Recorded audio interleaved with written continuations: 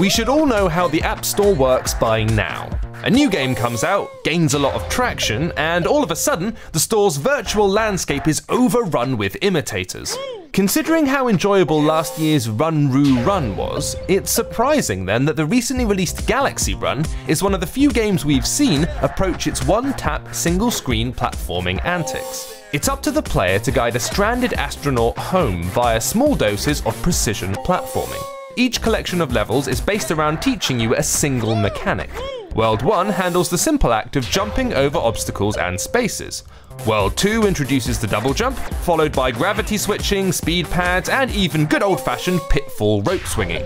Each level only takes a couple of seconds to complete. If you die, you respawn at the start of each level, but the timer keeps ticking along.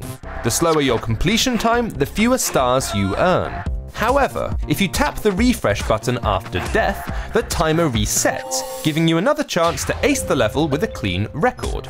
Given that the developers included this refresh button, we have to wonder why they bothered with the respawn system at all. The jumping itself is handled with a single tap. It's a simple and generally responsive system, although it sometimes feels like you have to hit the screen a little too hard to register a leap. Often, to clear a spike or land on a distant platform, you need to launch yourself at the last possible second. At times, it almost seems as if your spaceman has to run into thin air before he can clear particularly long gaps. It's a strange feeling, but one which generally adds to the thrill of nailing a perfect run. On some of the more maddeningly difficult levels, however, the occasional unresponsive tap can infuriate, breaking the otherwise smooth flow of the game.